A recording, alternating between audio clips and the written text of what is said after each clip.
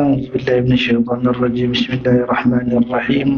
أحييكم بالتحية الإسلام سلام. السلام عليكم ورحمة الله وبركاته. إلى حضرة نبينا محمد صلى الله عليه وسلم وإلى روح آبائنا أمهاتنا وجدنا وجدتنا ومشايخنا الأستاذنا للخصوصا إلى المؤلف الشيخ عبد المعين الهاشمي للخصوصا إلى شيخنا مربينا الأستاذنا من المسلمين والمسلمات والمؤمنين والمؤمنات أينما كانوا في المشارق الأرض إلى مغاربها أن الله ينفعنا بالبركة وأسراره وعلومه ونفحته في الدين والدنيا والآخرة. الفاتحة. أعوذ بالله من الشيطان الرجيم. بسم الله الرحمن الرحيم. الحمد لله رب العالمين الرحمن الرحيم مالك يوم الدين إياك نعبد وإياك نستعين اهدنا الصراط المستقيم صراط الذين أنعمت عليهم غير المغضوب عليهم ولا الضالين. أعوذ بالله من الشيطان الرجيم. بسم الله الرحمن الرحيم. الحمد لله ثم الحمد لله. الحمد لله الذي هدانا لهذا وما كنا لنهتدي لولا أن هدانا الله. الحمد لله. أهلا وسهلا بكم مرحبا بوصية رسول الله صلى الله عليه وسلم. الحمد لله رب العالمين والصلاة والسلام على أشرف الأنبياء والمرسلين وعلى آله وصحبه أجمعين. سبحانك لا علم لنا إلا ما علمتنا إنك أنت العليم الحكيم. رب اشرح لي صدري ويسر لي أمري واحلل عقدة من لساني يفقهوا قولي. آنم الإنسان ما لم يعلم ولا حول ولا قوة إلا بالله العلي العظيم. ولا حول ولا قوة إلا بالله العلي العظيم. ولا حول ولا قوة إلا بالله العلي العظيم. وبعد. الحمد لله. Puja dan puji yang tertentu dirafa'kan bagi Allah Subhanahu wa taala, Tuhan takluk sekalian alam. Dialah Tuhan yang layak disembah dengan sebenar-benar sembah, dan Dia jugalah Tuhan yang telah menciptakan kita, yang pada asalnya daripada setitik air yang tidak bererti dinamakan ia sebagai mani, lalu disimpan di dalam sebuah empangan yang kukuh dinamakan ia sebagai rahim ibu. Dalam tempoh dan waktu yang ditetapkan, maka lahirlah kita ke dunia ini diiringi dengan nikmat-nikmat daripada Allah Subhanahu wa taala. Dan sebesar-besar nikmat yang kita perolehi pada malam yang mulia ini adalah nikmat Islam dan iman. Selawat bertatahkan salam buat junjungan besar kita Sayyiduna wa Habibuna wa Syafi'una wa Zuhrina wa Maulana Muhammadan sallallahu alaihi wasallam, yang mana syafaat dan bantuan daripada baginda Nabi lah yang kita dambakan di akhirat kelak, ke atas ahli keluarganya, para sahabatnya serta orang-orang yang mengikuti jejak langkahnya. Alhamdulillah. Syukur kita kehadrat Allah Subhanahu wa taala pada malam mulia ini dapat lagi sama-sama kita berkumpul dan berhimpun di dalam rumah Allah Ta'ala yang mulia ini. Dinamakan ia sebagai Masjid Sri Sisiling, Teluk Intan, Perak, Darul Ridwan, bagi menyambung perbahasan kita di dalam kitab Indahnya Akhlak Rasulullah sallallahu alaihi wasallam menurut periwayatan Al-Bukhari dan Muslim. Siri yang lalu, pada tahun yang lalu, siri lalu, tahun lalu, lama sangat punya tu, insyaAllah. Semalam je pun, insyaAllah. Kita telah memperbahaskan tentang nilai-nilai murni dalam berkata-kata yang diajarkan oleh baginda Rasulullah SAW, dan perkataan-perkataan yang haram diucapkan atau perkataan-perkataan yang harus bagi kita meninggalkannya. Dan juga kita telah memperbahaskan beberapa suku perkataan yang kata asal dan juga penggunaan yang tepat telah kita perbahas juga. Dan kita diperingatkan oleh Sayyidina Umar Al-Khattab radhiyallahu ta'ala anhu tentang orang yang banyak bicara, banyaklah salahnya, dan sekiranya banyak salahnya, banyaklah dosanya. Dan apabila banyak dosanya, maka neraka lah menjadi tempat yang afdal bagi diri dia. Itu telah kita perbahaskan.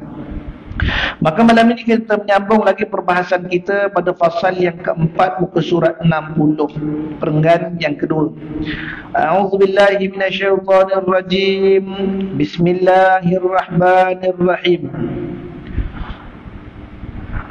قال المصنف رحمه الله تعالى وبعلومه في كتابه ونفعني في الدارين الآمين اللهم آمين. Amin.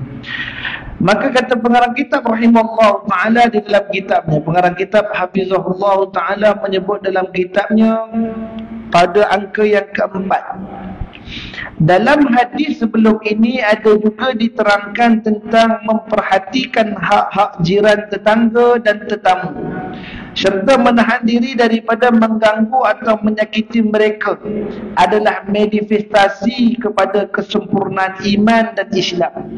Selain itu dalam Al-Quranul Karim Allah Subhanahu wa taala berfirman ba'da a'udzubillahi minasyaitonir rajim wa'budullaha wa la tusyriku bihi syai'an wa bil walidaini ihsana wa bizil qurba wal yatama wal masakin wal jari zil qurba wal jari junubin wa sahibi bil janbi wa ibn as-sabil wa ma malakat aymanukum innallaha la yuhibbu man kana muhtalan fakhura.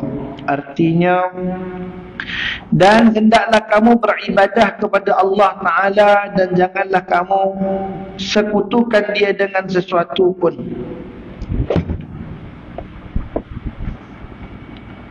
Dengan sesuatu apa jua. Dan hendaklah kamu berbuat baik kepada kedua ibu bapa dan kaum kerabat dan anak-anak yatim dan orang-orang miskin dan jiran tetangga yang dekat dan jiran tetangga yang jauh dan rakan sejawat dan orang musafir yang terlantar dan juga hamba yang kamu miliki. Sesungguhnya Allah tidak suka kepada orang-orang yang sombong dan berbangga-bangga diri. An-Nisa ayat 36. Jadi pada topik hari ini kita akan menyambung kembali perbahasan kita tentang man kana yu'minu billah wal yawmil akhir fa akrimul jarrah. Barang siapa yang beriman kepada Allah dan hari akhirat, hendaklah dia memuliakan jirannya. Falyukrimul jarrah, iaitu hendaklah dia memuliakan akan jiran tetangganya. Maka apa yang dikatakan di sini dalam hadis sebelum ini juga diterangkan tentang perhatikan ataupun memperhatikan tentang hak jiran tetangga. Jadi jiran tetangga ni pada siri lalu juga kita telah sentuh beberapa topik tentang jiran tetangga, yang mana kita ni dikehendaki menahan diri kita daripada mengganggu atau menyakiti mereka. Kerana apa? Kerana mereka adalah sebahagian daripada keluarga. Mana sebahagian daripada keluarga disebut oleh Islam. Kalau nak tahu tentang perihal seorang itu, maka tanyakanlah kepada ahli rumahnya dan jirannya.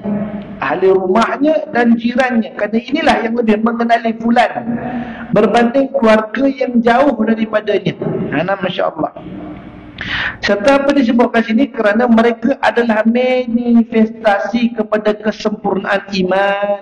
Kerana apa? Kerana mereka ni salah satu daripada asbab ataupun salah satu daripada sebab yang menyebabkan seseorang itu sempurna iman dia. Sebab ayat dia apa? Hadis kata man kana yu'minu, barang siapa yang beriman. Jadi di antara sebahagian daripada syarat beriman tadi adalah mereka wal yukrimul jarrah. Mereka memuliakan jiran mereka. Mereka menghormati jiran mereka dengan cara apa? Dengan cara tidak mengganggu mereka ataupun menyakiti mereka. Bahkan memuliakan mereka. Dengan cara apa? Dengan cara sebagaimana kita memuliakan ahli keluarga kita. Bertanya khabar, mengambil tahu tentang keadaan dan kepayahan jiran di saat kesusahan. InsyaAllah. Masya Allah, tabarakallah ta'ala. Itu sebab kita diberikan oleh Allah Ta'ala kesempatan rezeki yang luas. Saya ingat satu kisah tentang seorang miskin yang mengeluh dengan kemiskinan dia. Bila dia miskin, dia mengeluh dengan kemiskinan dia, maka kata ulama tadi, sesungguhnya beruntung kamu menjadi orang yang miskin, kerana saat kamu menyuapkan makan kamu, kamu langsung makan. Makan ya, orang miskin makan-makan terus. Tapi kami orang-orang yang diberikan kesenangan, diberikan Allah Ta'ala kekayaan, tidak boleh makan selagi tak mengintai jiran tetangga. Orang sebelah ni susah ke tak susah, orang sini makan ke tak makan, kerana kami akan dipertanggungjawabkan oleh Allah Ta'ala di atas kelaparan jiran tetangga kami. Ini perbezaan antara orang miskin dan orang kaya tadi. Orang kaya-kaya ini atau orang yang berkemampuan atau ada sumber makanan dalam rumah dia, maka dia disunatkan untuk memandang ke jendela. Memandang jendela, tengok dulu jiran makan tak jiran sebelah. Atau ulama mengatakan sekiranya apa yang dimasak oleh ahli rumah kita tercium baunya oleh jiran tetangga, maka wajib diberikan kepada jiran walaupun sesudu. Walau sesudu. Kata orang sebelah, amboi sedapnya masak Cik Jah. Oi, kata Masya Allah, Cik Jah pun, alamak, udah aku masak ni tak berapa banyak sangat. Cik Minah mari sekejap. Mengapa? Cik rasa sedap ke tak? Merasakan ke sesudu, insyaAllah. Wajib merasakan kepada orang yang memuji masakan dalam rumah tadi. Sampai taruh itu.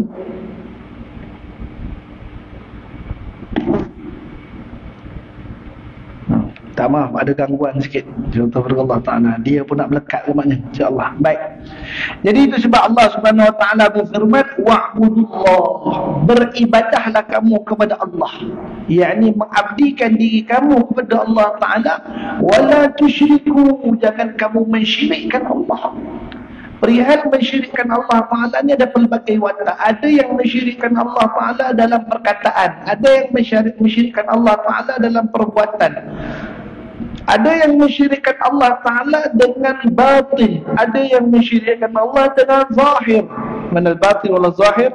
Kalau zahir itu secara jelas, seperti menyembah berhala, menyekutukan Allah dengan sesuatu sembahan yang lain.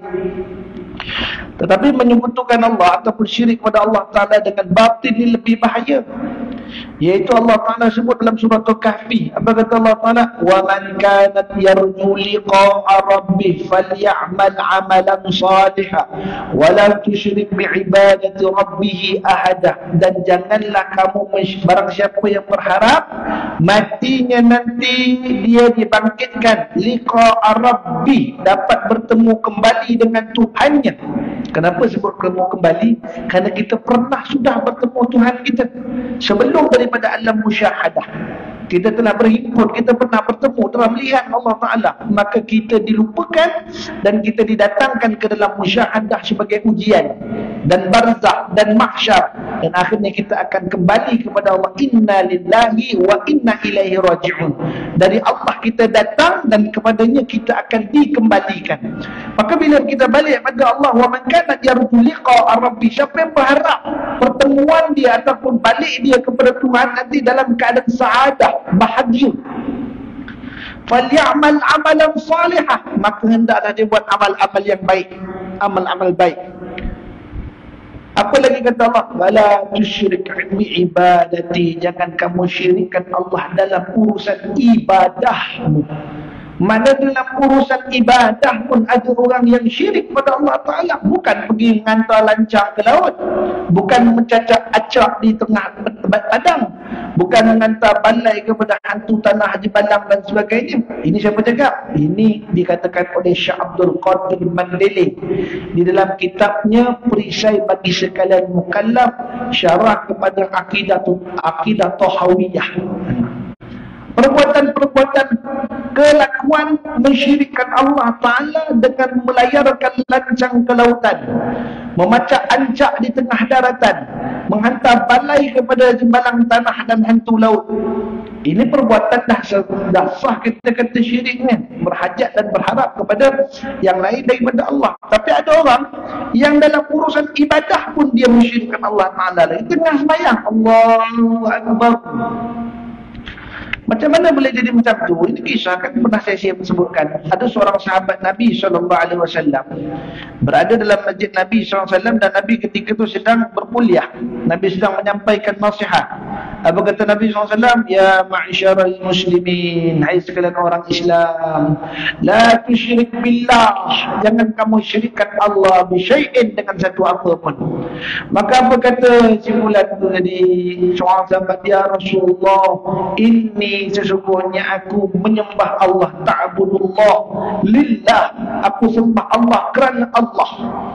Dalam masa yang sama aku elok perkemahkan sembahyang aku supaya menjadi tatapan orang.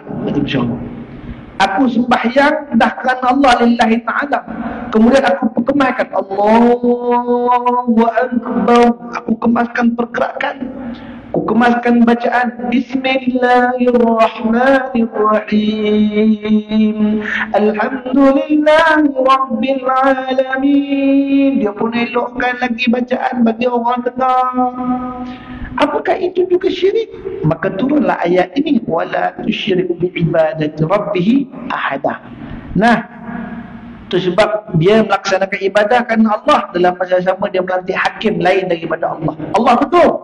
Allah tanya dia dengan ayatul istifham dalam surah Tin. Apa kata Allah? Alaysa Allahu bi ahkamil hakimin. Al istifham. Tu al-istifham maknanya a'usu'al. Bila a'usu'al Allah Ta'ala, apakah laisa Allah, selain daripada, ada yang lain daripada Allah, bi ahsanil hakimin, sebaik-baik hakim. Itu sebab kita yang mendengar ayat tadi, kita mengatakan bala wa nadzirka, bahkan tiada kami menjadi saksinya. Insyaallah taala. Itu sebab dalam wa'budullah wa la tusyriku, adalah kamu menyembah Allah dan jangan kamu mensyirikkannya ni, dari dua segi. Iaitu segi apa? Dari segi zahiriyah dan batiniyah. Batin kita juga pun kerana Allah semata-mata. Jangan yang lain daripada Allah Subhanahu wa taala. Wabil walidaini, dan kepada dua orang wali. Man huwa wali? Wali ini adalah pembela. Wali ini apa nak? Adalah orang yang menjaga, membela dan orang yang memberi sepenuh tumpuan. Itu dipanggil wali. Itu sebab waliullah ni makna orang yang betul-betul menjaga dan membela agama Allah Ta'ala. Bukan mesti wali tu dia kena ada karamah, tak? Mesti, ni Tok Wali mesti kena boleh terbang. Ni Tok Wali mesti dia kalau pegang batu jadi emas. Tak, belum tentu apa itu. Kerana pecahan wali pun banyak. Kita ada wali mujibir, kita ada wali kutub, kita ada rijalul ghaib, wali majzub, wali-wali yang lain. Pecahan 40 wali dan ke bawah, itu wali-wali Allah. Dalam nikah kita ada wali mujibir, kita ada ghairul mujibir, kita ada wali hakim. Ini semua ada berbahas. Pagi tadi pun dalam kuliah saya dah bahas cerita tentang dua orang saksi dan juga wali. Tu saja pun kat sejam. Subhanallah ta'ala. Ni kita nak cerita tentang apa dia? Iaitu tentang wabil walidain, kepada kedua orang wali kami. Iaitu wabil walidaini, dan kepada dua orang walimu. Jadi masuk wali di sini apa? Iaitu mak bapak. Wabil walidaini ihsana, hendaklah kamu berlaku baik. Ni dia letak jadi pengajian kita indahnya akhlak Rasulullah. Terus jadi tafsir ni kita ni, insya-Allah. Wabil walidaini ihsana, ni tu sebab macam mana tanda kita ihsan pada kedua mak bapak kita. Allah Ta'ala sebut wala taqulu uff, jangan sekali-kali kamu katakan uff. Almarhum guru mulia kami Al-Syekhuna Al-Syekh Abdullah Lutfi Al-Fatani rahimahullah ta'ala, masa membahas kalimat wala taqulu uff, waktu tu saya ingat saya datang ke rumah beliau waktu tu dah tak boleh bangun dah, perut dah tebuk dah waktu tu. Perut tebuk dah pakai tangki duduk atas katil. Ni tuan, kata dia. Mari kita pun duduk. Minta syarakan wabil walidaini ihsana, insya-Allah. Maka bahas wabil walidaini ihsana wala taqulu uff, tanda kamu ihsan kepada kedua mak bapak kamu bukan kata kasihan semata, tapi kamu menunjukkan rasa taat bakti kepada mak bapak kamu dengan sekali-kali kamu tidak mengatakan uff. Jadi saya tanya, tu apakah mengatakan wala kata dia, wala kata dia, ni bukan sebenarnya ni bukannya perkataan, tapi seakan-akan dia fa'il. Fa'il apa? Kata kerja, satu pekerjaan. Dia bukan kata nama tu tak, bukan, insya-Allah. Jadi kalau wala ala uffun uffin uffani uffin, maknanya ni apa dia? Iaitu menunjukkan salah satu protesan dalam diri. Kamu tolong pergi beli gula kejap yuk. Ni perbuatan. Mana duitnya mak?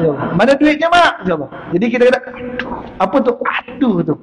Aku lagi tak tahu. Mak, mana duitnya? Dia pergi. Dia buat apa mak ayah dia suruh. Tapi sebelum daripada dia nak mengerjakan suruhan mak bapak dia tadi, dia mengeluh terlebih dahulu. Bunyi tak keluar pun. Yang itu yang dia panggil Keluhan Kalau mak dia kata, yo pergi beli gula dah. Tu bukan makna wala takulu dah. Tu makna ingkar durhaka. So tabarakallah ta'ala, dah durhaka dah, tak nak. Dah durhaka dah. Mana kalau kata dengan mak bapak tu wala takulu tadi, jangan kamu. Maknanya jika disuruh oleh kedua mak bapak kamu, maka fatardaha, ridhalah kepada dia. InsyaAllah mak suruh dia fatardaha, ridhalah pada dia. Kalau bapak suruh fatardahu, maka ridhalah kepada dia. Ya, nak beli apa? Gula. Okey, beli. Abdul Qadir Al-Jilani, Syekh Abdul Qadir Al-Jilani, wali min awliyaillah. Beliau ni ketika mana disuruh oleh mak dia untuk pergi ke pasar, beliau antara orang yang paling gembira bila mendapat arahan daripada mak dia. Ya Allah. Mak dia kata, Abdul Qadir, tolong pergi pasar kejap. Cepat. Baik mak. Ambil duit tadi ataupun ambil barang. Kalau boleh tak mau susah mak, pergi lagi ke pasar. Saya ingat dalam manaqib kisah Syekh Abdul Qadir Jilani, ketika umur dia 7 tahun, dia berlari ke pasar. Saat dia masuk ke dalam pasar, dia melihat ada rombongan berpakaian putih menolak orang ramai. Kata, ke tepi. Wali-wali Allah nak lalu. Jadi dia dengar orang-orang yang berpakaian putih dia mengatakan wali Allah nak lalu. Dia nak tahu wali itu siapa. Dia pusing ke belakang, dia tengok tak ada orang. Dia tengok kiri tak ada orang. Dia tengok kanan tak ada orang. Yang didapati pada jalan tu adalah diri dia. Subhanallah ta'ala. Ini salah satu orang yang diangkat menjadi wali adalah sebab keprihatinan mereka kepada kedua mak bapak dia. Tiap-tiap Nabi, zaman mereka jadi Nabi, ada wali-wali dia.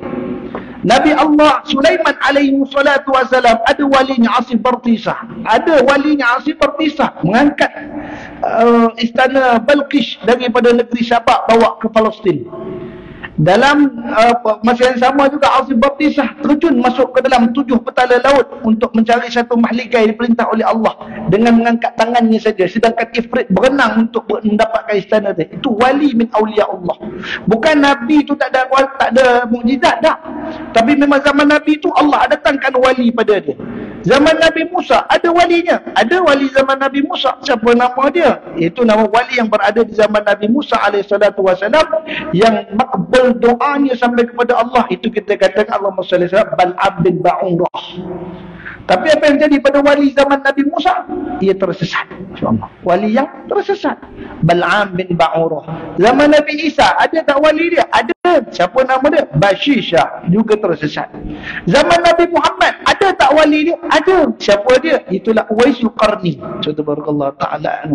Ada wali-wali pada zaman Nabi-Nabi tersebut. Sehingga Rasulullah berpesan kepada Umar, ya Umar, carilah kamu Uwaisul Qarni.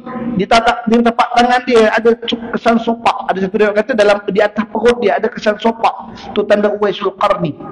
Apa je ibadah yang dibuat oleh Uwaisul Qarni? Jumpa Rasulullah pun tak pernah. Tapi makbul doa Uwaisul Qarni ni kenapa? Kerana dia ni mentaati dan rida atas perintah mak dia. Dia tak pernah ufun wala ummuh. Dia tak pernah mengatakan atau tak pernah melakukan kepada mak dia. Itu sebab dalam dalil ni tadi Allah Ta'ala kata wa'budullah wala tusyrik. Hendaklah kamu menyembah Allah dan jangan kamu mensyirikkan Allah bi syai'an, dengan satu apapun. Lepas kita mentaati Allah, lepas mengibadahkan pada Allah, tak syirikan Allah, yang kedua apa Allah suruh? Wabil walidaini ihsan.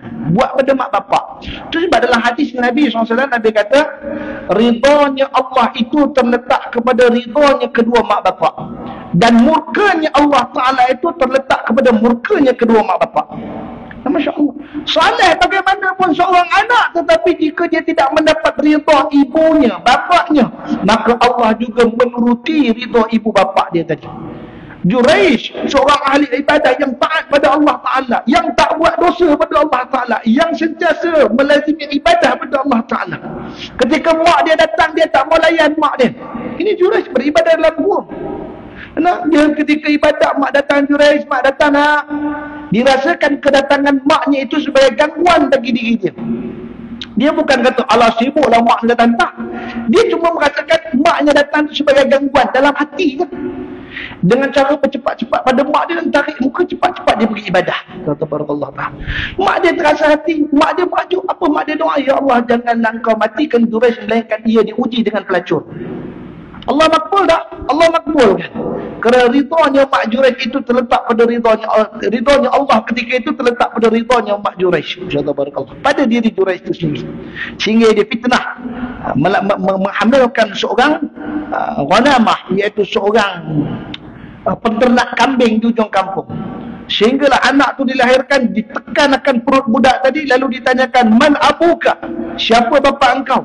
Maka dia katakan, bapa aku adalah seorang gembala kuda. InsyaAllah, ataupun bapa aku adalah seorang gembala kambing yang menaiki kuda. Masya-Allah Ta'ala anu. Jadi ketahuilah bapaknya bukan Juraij, tapi Allah Ta'ala mendatangkan fitnah kepada Juraij disebabkan ketidakridhaan ibu bapa dia atau ibu dia tu tadi. Masya-Allah. Ini kita lihat, itu sebab paling besar wali atas dunia ni bagi kita paling besar mak bapak. Mati je wali itu, carilah 100 juta wali sekalipun belum mampu menggantikan 2 orang wali ni tadi. Kadang-kadang jauh kita mengembara ke seantero pelosok dunia untuk mendapatkan tangan-tangan wali yang ingin dicium, tapi wali yang di rumah dibiarkan. Subhanallah Ta'ala. Nak dapatkan ilmu, mak, ad'uni, doakan saya mak. Abah, ayah, subhanallah Ta'ala, ad'uni ya Allah, doakan ayah, doakanlah saya ya Allah. Kadang kita ambil ni, buka kepiah ni, hantar kat tuku, doa kepala saya tuku, subhanallah Ta'ala. Kita minta tuku, doa kepala saya tuku, insyaAllah. Pernah tak ambil tangan mak buat datang kepada mak, doa saya mak, subhanallah Ta'ala, insyaAllah. Minta mak doakan, ya mak, tolonglah doakan bijak pandai kepala saya ni mak. Sebesar mana jawatan mat kita, setinggi mana ilmu kita, takkan dapat lawan lagi dengan apa yang diberitahu oleh mak. Tu sebab saya pesan dulu, walau mak kita lu pendidikan darjah 1,5 aja, darjah 1,5 aja di sekolah, kita ambil PhD. Kalau mak kata tak betul, dia kan mak. Jangan kita kata, mak salah tu mak, bukan ni. Jangan sekali salahkan mak, insyaAllah. Dengan cara gembirakan dia bagaimana, insyaAllah Ta'ala anu, kita hiburkan dia dengan membetulkan dia, insyaAllah. Salah, ni tak betul ni. Macam mana yang betul mak? Macam ni. Walaupun mak dah betul, ikutkan aja, insyaAllah Ta'ala. Dalam perihal dunia. Tapi dalam masalah agama, kita betul kan mak? Yang betulnya macam ni mak, gini, begini, bil hikmah, insyaAllah Ta'ala anu. Ni kadang-kadang ada yang tengking, ada yang marah mak dia, masya-Allah Ta'ala. Bagaimana uridu berkehendak kepada rahmat Allah Ta'ala, kalau punca rahmat tadi itu tidak digunakan dengan sebaik mungkin. Orang yang kehilangan mak bapak, maka dia telah kehilangan punca ataupun mata air untuk mendapat rahmat Allah Ta'ala. Itu dia, masya-Allah. Itu paling sedih bila mati mak bapak ni. Kenapa kita menangis? Tak tahulah saya hibur mak saya besarkan saya ni. Tak. Ya sebenarnya kita menangis kalau mati mak bapak kerana kita telah kehilangan wali. Orang yang akan memberikan kita rahmat Allah sepanjang hidup kita tu kita dah tak ada. Kemana kita nak bergantung harap lagi untuk dapatkan rahmat Allah? Mak bapak dah tak ada. Tu sebab Allah kata mentara dia hidup, wa bil walidaini ihsana, kepada kedua mak bapak kamu hendaklah kamu berlaku ihsan. Dan jangan sekali-kali, ini kadang perbuatan anak-anak pun sama juga, mana-mana, daripada utara sampai selatan, timur ke barat. Bila dia ada satu masalah yang berat, dia akan datang kepada maknya lalu diceritakan masalah dia. Mak saya ni tak boleh, mak duduk Kuala Lumpur botak, mak habis lah begini. Dia menceritakan kekesalan dan kegagalan daripada mak dia. Dia sangkakan dia dapat selesai masalah. Tak, sebenarnya dia menambah masalah pada mak dia. Mak dia lagi bingung hati, mak dia tak boleh tidur malam. Aduh, anak aku dah susah ni, macam mana gayanya. Mulalah teringat tanah suami tinggal ni. Kalau kau jual tanah tu, tolong anak lagi baik dia. Mana dia sedang membebankan mak dia dengan masalah dia yang dipindahkan. Itu barakallah. Macam mana yang kata ihsan tadi? Ihsan ni mana dia sentiasa melakukan perkara-perkara yang menggembirakan kepada mak dia, menyembunyikan kedukecitaan dan kesedihan daripada pandangan ibu dia. Sebab mak ni, dia sentiasa tengok anak ni macam budak-budak. Anak aku ni budak, kata Nabi Barakallah. Setelah besar mana pun dia tetap anak dia tu budak. Kau anak, kata Barakallah Ta'ala. Jadi dia tak, anak dia happy je, gembira saja, Barakallah Ta'ala. Baik. Sebab Allah Ta'ala kata, wa'budullah wa la tusyriku bihi syai'an wa bil walidaini ihsana wa bizil qurba, dan juga siapa dia, dan taklah kamu berbuat baik kepada kaum kerabat. Ini qurba. Qurba ni kita kerabat. Apa nak kerabat dari kena qarib, itu yang dekat. adik-beradik, sepupu, sepapat, kaum kerabat.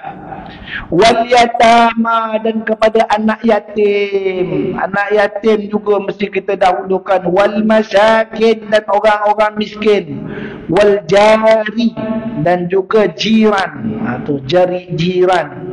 Itu sebab kita panggil sedaqatul jariyah. Ya Allah, jirana adalah antara orang yang aula ataupun orang yang, antara orang yang menjadi sebab kita sebut apa, manifestasi kepada dapat rahmat Allah Subhanahu wa taala.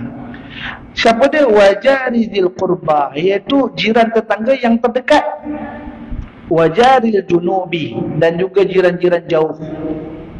Jiran ni apa definisi jiran? Kata para ulama, Nabi SAW sabda, jiran itu ialah mereka yang berada 40 rumah ke depan, 40 rumah ke belakang, 40 rumah ke kanan, 40 rumah ke kiri. Dan ulama menambah lagi untuk masa kini, iaitu termasuk juga 40 yang ke atas, 40 yang ke bawah. Ini rumah flat Yang mana 40 ke atas pun jiran, 40 ke bawah pun jiran. Masya-Allah, barakallah. Itulah jiran tetangga kita. Wasahib, dan juga sahib, kawan. Kawan mana? Sahibi bil jambi, kawan sejawatan. Ini kerja kita bekerja dengan kawan-kawan. Kawan tu jadi mangsa untuk lepaskan kita punya keseronokan. Kita nak bercuti, kita gunakan kawan. Kita nak guna kawan, semuanya kawan jadi mangsa. InsyaAllah.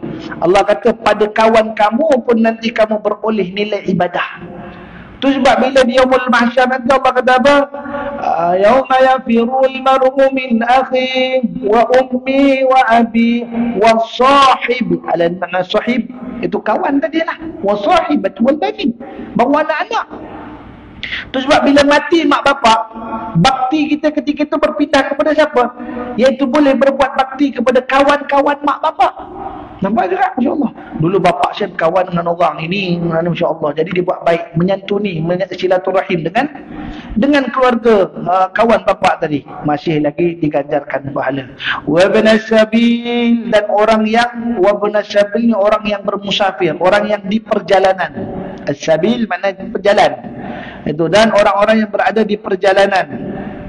Wa ma malakat aymanukum, dan juga orang yang hamba yang kamu miliki. Wa ma malakat aymanukum, hamba-hamba yang kamu miliki. Innallaha la yuhibbu, sesungguhnya Allah tidak menyukai man kana mukhtar, iaitu man kana mukhtala, iaitu Allah tak suka orang yang sombong, takabbur, la fakhuran, bahkan dia membangga-banggakan diri. Masalah membangga diri ini memang wujud sehingga akhirat nanti Allah sebutkan pada alhaqumut takasur, tentang apa yang mereka bangga-banggakan daripada mengumpul harta dunia. Dia punya bangga tu tadi sampai hatta zurtumul maqabir. Saya baca tafsir yang lain, ada setengah tafsir lain kata sampai mereka masuk kubur, tapi setengah tafsir lain kata tak, mereka berlaku ada dua puak-puak adi. Mereka ni saling bertelagah mengatakan aku lagi kaya, aku lagi kaya, aku kaya lagi, membilang-bilang harta mereka. Al-hakumut takasur kathir, iaitu mereka membilang-bilang harta, dan aku lagi kaya. Dua-dua ni Islam, dua-dua ni orang Islam. Mereka saling bicara tentang harta kekayaan masing-masing. Oh, aku dapat, aku lagi kaya, aku sebulan pendapatan 13,000. Kamu berapa? Aku mendapat 13,000 RM1. Kata insya-Allah, dah bergaduh sebab itu. Insya-Allah. Dia punya tak puas hati nak kata dia lebih kaya dan lebih bangsawan. Apa dia? Hatta yurtumul maqabir, sehingga mereka bergerak menuju ke tanah kekuburan. Mereka pergi tanah kubur, dia kata, mai tengok. Ini atuk aku tu. Orang kaya Mekah dulu. InsyaAllah. Kawan kata, kau tengok ni kubur ni. Ini datuk aku dulu pahlawan Mekah. Kata masyarakat. Mereka hatta zurtumul maqabir, sampai bawa pergi ke tanah kubur. Nak cerita hebatnya dia. InsyaAllah. Orang yang pakai Velfire rasa hebat, dia kalahkan orang pakai Alphard. Orang pakai Alphard dikalahkan pakai Kia Carnival. Ya subhanallah ta'ala anhu. Orang pakai Mercedes dikalahkan dengan Bentley. Masing-masing tak ada yang nak kalah. Masya Allah tabarakallah ta'ala anhu. Kerana apa berlaku yang demikian rupa? Kerana hilangnya sifat qana'ah. Ada qana'ah, iaitu merasa cukup dengan pemberian Tuhan tu tak ada. Nanti orang-orang macam ni bila dicabut nyawanya, takkan diungkap dia malaikat kat telinga dia apa? Radiyatan mardiyah. Tak ada. Ya ayyatuhan nafsul mutmainnah irji'i ila rabbiki radiyatan mardiyah fadkhuli fi ibadi wadkhuli jannati. Wahai orang-orang yang wahai jiwa yang tenang, baliklah kamu kepada Tuhanmu dalam keadaan dia ridha kepada kamu dan kamu ridha pada dia. Apa makna mardiyah? Kamu ridha pada dia. Apa yang Tuhan bagi kamu terima dengan bulat hati yang sempurna, insyaallah. Jadi itu sebab kata pengarang kita rahimahullah taala, kata Allah taala dalam Quran, la innallah, sesungguh inna li taukid, inna annaka anna laita la'alla, inna wa akhwatuha ra, inna taukid, Allah la yuhibbu, sesungguhnya Allah tadi la yuhibbu, sekali-kali tidak, la yuhibbu, tidak menyukai, man kana muhtalan, orang-orang yang ada sifat takabur. Ada sifat takabur, dia belum takabur lagi tapi dia ada sifat takabur, baru nak menunjuk-nunjuk. Fakhuran, dan dia berbangga-bangga diri. Fakhuran ini kita ambil kalimah apa? Ujuban, rasa takjub dengan kehebatan diri sendiri. Allahu Akbar. Kadang penyakit ni sangat menakutkan. Saya sendirilah tengok penyakit la fakhuran ni, cukup takut. Kadang-kadang kita biasa berceramah, tapi kita suka nak dengar nasihat orang. Kita berceramah. Jadi bila kita datang satu masjid, kita pergi kena berjalan jauh sikit musafir, duduk masjid, dengar ada kuliah maghrib, kita masa kena menyampai kuliah maghrib, kita tengok orang bangun keluar. Tapi masa kuliah maghrib, orang kita bangun keluar lagi. Kenapa? Aku ustaz hari-hari aku ceramah kata Masya Tabarakallah. Duk berasa itu fakhurah. Bila rasa fakhurah, dia tidak boleh dinasihati, dia tak boleh mengambil istifadah daripada perkataan-perkataan orang lain. Masya-Allah Tabarakallah. Tak rugi orang yang duduk mengambil ilmu, tak rugi. Tabarakallah. Walau aliman, walau dia alim sekalipun. Itu sebab dalam hadis Nabi SAW yang menakutkan kita oleh Al-Imam Al-Ghazali rahimahullah ta'ala dalam kitab Bidayatul Hidayah. Apa kata Imam Ghazali? Disebut situ, asyaddun nasi 'adha yaumil qiyamah alimun la yanfa'u bi ilmi. Sedahsyat-dahsyat azab yang dikernakan oleh Allah Ta'ala kepada manusia nanti adalah orang alim yang diberikan ilmu tetapi tak bermanfaat ilmu itu pada diri dia. Dia ada ilmu, tapi dia tak beramal dengan ilmu tadi, dan dia tidak memanfaatkan ilmu tadi untuk menambahkan ketakutannya pada Allah. Tapi ilmu tadi jadi sandaran untuk dia merasa bangga diri kepada orang-orang yang ada di sekelilingnya. Dia jadikan ilmu tadi sebagai bahan untuk dia mengatakan ana khairun minhu, aku lebih baik daripada kamu. Sementara tu hak ni Allah pernah uji kepada Iblis laknatullah, atau sebelum dia daripada diuji namanya Azazil. Allah beri kepada dia martabat, satu kedudukan yang tinggi, diberi jiran baru untuk dia. Kalau dia bersifat harmoni dengan jiran tadi, tentu dia selamat sampai hari ini dalam syurga Allah. Nah, Masya Allah, iaitu Adam alaihi wassalatu wassalam. Fasjudu li Adam, maka sujudlah oleh kamu kepada Adam. Fasajadu illa iblis, semua sujud kecuali si iblis ni tadi. Kenapa iblis tak sujud? Aba wastakbar, kerana rasa takabur. Kenapa rasa takabur? Kerana kalimat ana khairu minhu. Ya Allah, anta khalaqtani minan nari wa anta khalaqtahu min tin. Ya Allah, engkau menjadikan aku daripada api, sedangkan engkau jadikan dia ni daripada tanah liat yang busuk. InsyaAllah. Wa ana khairu minhu, dan aku ni lebih baik daripada dia. Allah balik wa 'allama Adam al-asma'a kullaha, aku ajarkan kepada Adam tiap-tiap nama benda.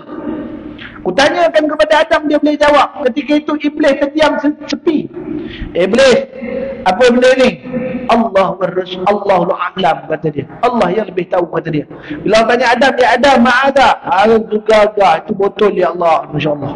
Terkejut iblis melihat kebijaksanaan Adam daripada diri dia. Walhal dia mengatakan ana khairu minhu. Tapi bila Adam ni lebih baik daripada dia, pada saat ketika itu apa yang berlaku? Pada saat dan ketika itu Adam alaihi wassalatu wassalam menunjukkan kebolehan dia yang diberikan oleh Allah Ta'ala. Iblis, adakah dia surrender? Tak. Bukan sekadar takabur, tapi penyakit yang menimpa ke atas iblis tadi, penyakit keras kepala.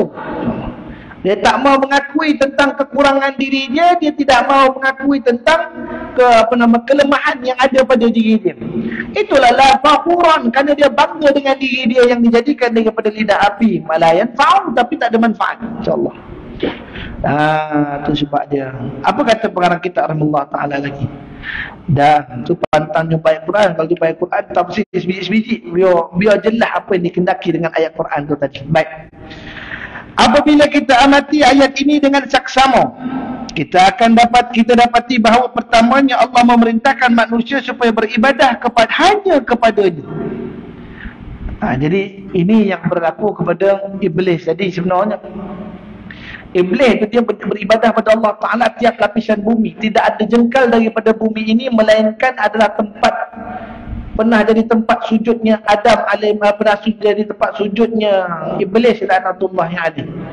Bila sampai di sisi Allah, dia bersumpah pada Allah, ya Allah, aku tak akan sujud selain daripada engkau, hanya engkau lah Tuhanku. Janji dia pada Tuhan. Ketika Allah Ta'ala suruh Adam disujud, sujudlah kamu kepada Adam. Apa kata dia? Ya Allah, bukankah dulu aku pernah berjanji tidak akan sujud selain daripada engkau? Dia fikir dia taat. Dengan perkataan, ya Allah, aku kan dah cakap aku tak akan sujud selain daripada engkau. Dia ingat dia taat, tapi hakikatnya dia silap. Perjanjian dia dengan Allah Ta'ala itu ialah la tasjudu bi'ibadati, aku tak akan sujud untuk mengibadatkan. Sedangkan Allah kata fasjudu li Adam fa'fun apa, maka mula cerita, maka sujudlah oleh kamu kepada Adam. Itu dia ada takdir kat situ. Apa takdir di situ? Kalau kita mengaji ilmu nahwu, dia ada hakikah dan takdiran. Bila sebut takdiran apa? Mustatir takdir, barang yang dihadapkan, barang hilang daripada perkataan. Sebenarnya Allah kata fasjudu li Adam li ta'zim. Sujudlah kamu kepada Adam untuk mengagungkan kekuasaan aku. Bukan sujudlah kamu kepada Adam li ta'bud, untuk ibadah. Bukan. Allah Ta'ala. Tapi dia salah sangka dengan perintah Allah Ta'ala. Sebab dia sangka dia baik. Sebab dia sangka dia orang yang jujur. Maka akhirnya dia masukkan ke dalam neraka Allah Ta'ala. Itu sebab penyakit orang alim, penyakit ahli ilmu lah saya tak kata orang alim lah. Penyakit orang alim, bila Allah Ta'ala jadikan dalam sanubari ni, dia rasa dia je betul, orang lain tak betul. Masya Allah. Masya Allah. Ini yang berlaku. Bagaimana kita nak membina sebuah khilafah Islamiah daripada angka kosong? Orang Islam sendiri bergaduh-gaduh. Aku betul, dia tak betul. Dia betul, orang ni tak betul. Mazhab ni betul, mazhab ni tak betul. Padahal Islam itu mengatasi mazhab. Islam itu mengatasi fahaman. Kata mereka. Islam itu duduk atas sekali. Kerana yang dibawa oleh baginda sallallahu alaihi wasallam. Namun kerana apa yang Nabi bawa itu terlalu banyak. Ini kita tanya dengan Syekh Azhar masa dia mengaji di kuliah tu. Kenapa perlu adanya mazhab? Ini jawapan pada orang Wahabi insya-Allah taala insya-Allah. Kenapa kena ada mazhab? Tanya dengan Syekh, kenapa kita perlu bermazhab insya-Allah? Kata Syekh mudah aja, kerana sunnah Nabi itu terlalu banyak. Kalau kita nak buat semua tak mampu. Jadi adanya orang yang bawa sunnah seperti ini, ada bawa sunnah seperti ini. Itu sebab perbuatan Syafi'i pun betul, perbuatan Ahmad Ibn Hanbal pun betul, perbuatan Maliki pun betul, perbuatan Nu'man bin Thabit pun betul, Hanafi pun betul, insya-Allah. Kenapa? Ini Rasulullah buat, ini pun Rasulullah buat, ini pun Rasulullah buat, ini pun Rasulullah buat. Semua ni Rasulullah buat. Cuma kita ni insan kerdil yang tak mampu nak melaksanakan keseluruhan sunnah Nabi.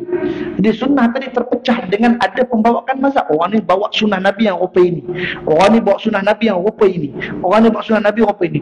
Jangan dijadikan mazhab tu tak betul, mazhab ni betul, mazhab dia salah, mazhab saya yang benar. Tak betul rupa itu. Itu bukan tujuan mazhab ni, bukan untuk mempelaga-lagakan, bukan leladu, bukan kerana nak jadi musuh, tapi kerana nak meraihkan sunnah Nabi yang banyak. Itu sebenarnya masyaallah barakallahu taala anhu yang dapat buat sunnah Nabi hampir keseluruhan, hampir bukan seluruh pun, hampir keseluruhan sunnah Nabi pun Abu Bakar As-Siddiq. Itu ahli yang paling rapat dengan Nabi SAW sendiri pun tak habis sunnah Nabi dia buat. Subhanallah ta'ala anu. Hampir saja kata Sayyidatuna Aisyah, wahai bapaku, sesungguhnya engkaulah sahabat Nabi SAW yang paling hampir dalam melaksanakan sunnah Nabi. Maknanya berlebih juga. InsyaAllah.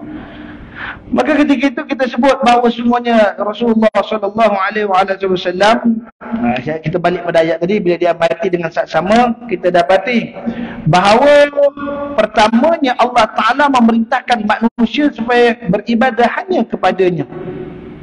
Kemudian dia memerintahkan manusia berbuat baik kepada sesama manusia, antaranya jiran tetangga. Ini dia dah skip lah daripada apa yang saya bahas tadi. Berdasarkan ayat Quran ini, maka berbuat baik kepada jiran tetangga adalah hal yang sangat penting. Kita dulu ada cerita kisah tentang Nabi sallallahu alaihi wasallam yang memiliki seorang sahabat ataupun seorang jiran, yang mana jiran baginda Nabi sallallahu alaihi wasallam itu merupakan seorang yang jahat. Kita kata sini jahat lah, merupakan seorang yang berlaku zalim, kata baginda Nabi sallallahu alaihi wasallam, yang mana dia jiran Nabi sallallahu alaihi wasallam dan dia selalu menyakiti Nabi sallallahu alaihi wasallam. Siapakah dia? Iaitu nama dia Uqbah bin Abi Mu'aiz. Kita pernah cerita kisah Uqbah bin Abi Mu'aiz yang dia pelawar Nabi SAW datang ke duri rumah dia. Kemudian dia pelawar Muhammad makan. Ya Muhammad, kul, makanlah wahai Muhammad. Kata Nabi Muhammad, aku tidak akan makan selagi engkau tak ucap syahadah. Ya Allah. Kata Nabi SAW tak. Maka dia kata Rasulullah, demi Allah saya tidak akan makan hidangan kamu sehingga kamu mengucapkan kalimah syahadah beriman pada Allah. Kawan ni tadi merasa malu kalau tetamu tak datang makan kat rumah dia. Jadi dia pun mengucap syahadah. Ini siapa nama? Uqbah bin Abi Mu'aiz. Ketika mana dia mengucapkan syahadah, kemudian itu baru Rasulullah jamah makanan yang ada kat rumah dia. Esok hari kawan dia dengar cerita, ya Uqbah, celaka kau Uqbah, kau masuk agama Muhammad. Kata si Uqbah, Allahumma salli ala Muhammad. Dia kata, apa yang kau buat ni wahai Uqbah? Kata Sayyidina Uqbah, tak apa-apa, tak apa-apa, kata dia.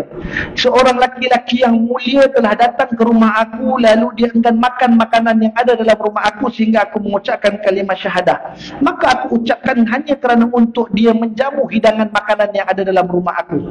Maka Uqbah ni tadi dicabar oleh kawannya. Siapa kawannya? Ubay. Nama kawannya itu Ubay.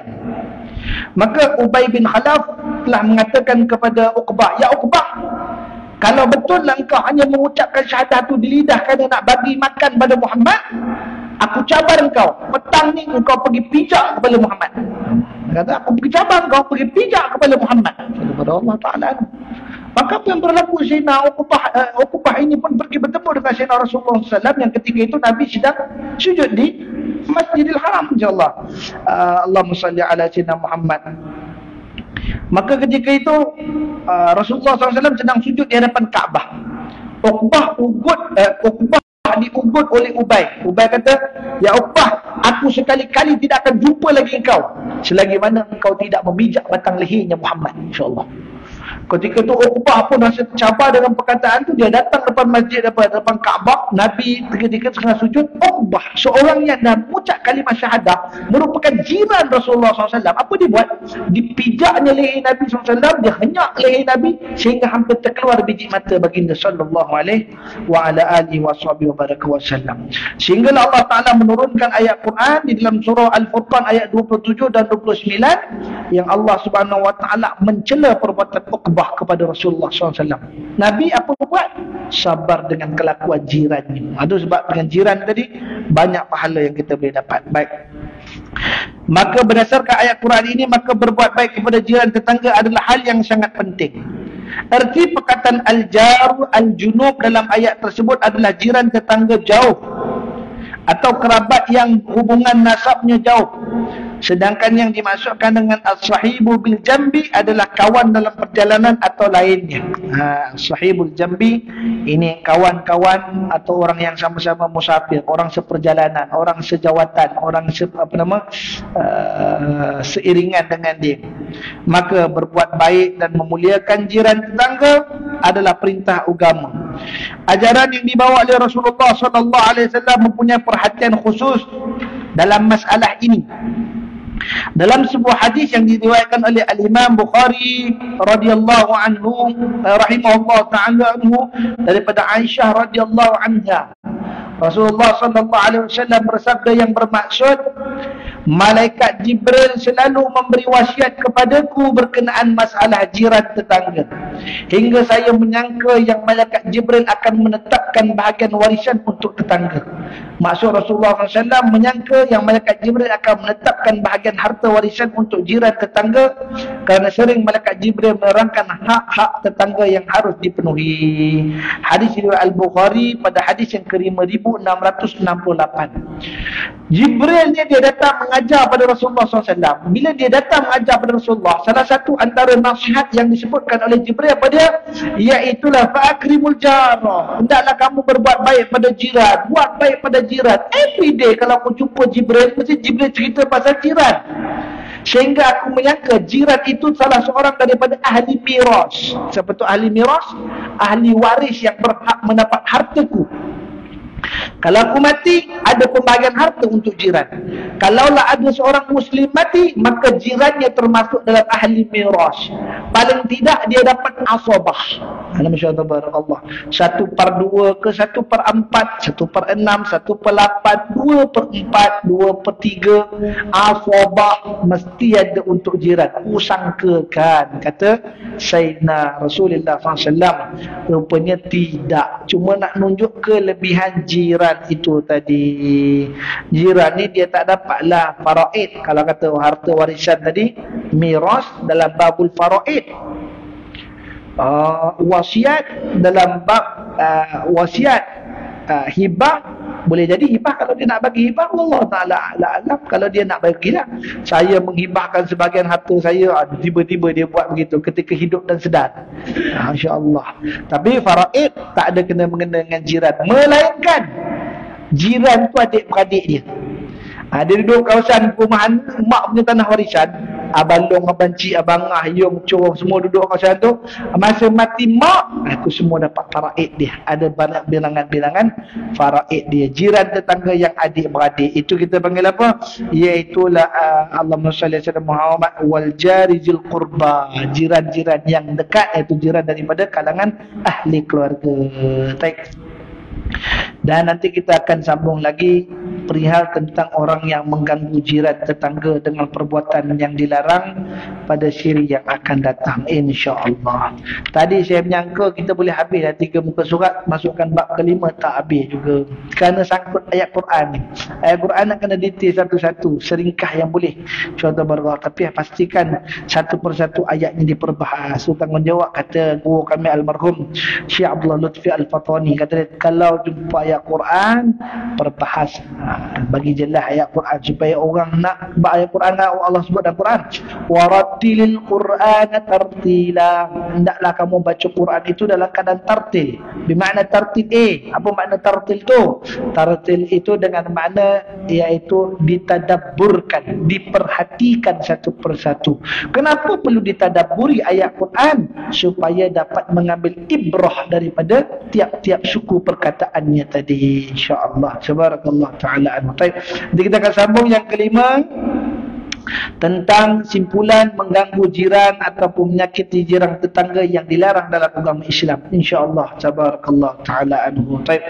Sebelum saya tangguh pengajian kita pada malam mulia ni, saya buka ruang soalan. Kalau ada yang ingin bertanya, falyatafaddal ma'jura.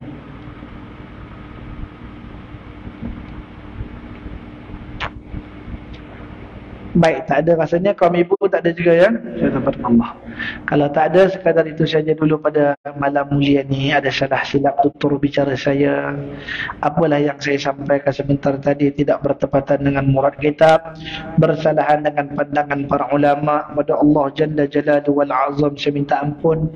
Pada barisan ayanda, ibunda, adinda dan kekanda sekalian, saya mohon ditegur diri ini dengan teguran bisawab. Sekiranya apa yang saya sampaikan tadi tidak bertepatan dengan apa yang difatwakan oleh Jabatan Mufti Kerajaan Negeri Perak, dan ada kelakuan yang saya sampaikan sebentar tadi tidak bertepatan dengan enakmen yang telah digazetkan oleh Jabatan Agama Islam dan Adat Melayu Perak, maka saya mohon tegurlah diri saya dengan teguran bisawab.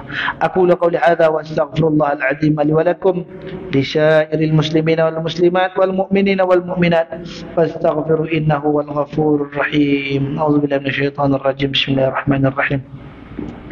ربنا أنفعنا بما علمتنا ربي علمنا الذي ينفعنا ربي فقنا وفق أهلنا وقربت لنا في ديننا مع لكل أنثى وذكر اللهم افتح علينا فتوح العارفين اهدنا الصراط المستقيم صراط الذين أنعمت عليهم من النبيين والصديقين والشهداء والصالحين وحسن أولئك رفيقا يا أرحم الراحمين اللهم نور قلوبنا بنورك الهداية كما نورت الأرض بنورك شمسك أبدا أبدا برحمتك يا أرحم الراحمين Sallallahu alaihi wasallam Muhammad Nabi al-Karim wa ala alihi wa sahbihi wa baraka wa sallam bi fadlika subhana rabbika rabbil izzati amma yasifun. Salamun alal mursalin walhamdulillahi rabbil alamin. Taqabbalallahu minkum. Kita tangguh dengan tasbih kafarah dan salawat. Subhanakallahumma bihamdika asyhadu an la ilaha illa anta astaghfiruka wa atubu ilaik. Bismillahirrahmanirrahim. Wal 'asri innal insana lafi khusr illa alladhina amanu wa 'amilus salihati wa tawassaw bil haqqi wa tawassaw bis sabr.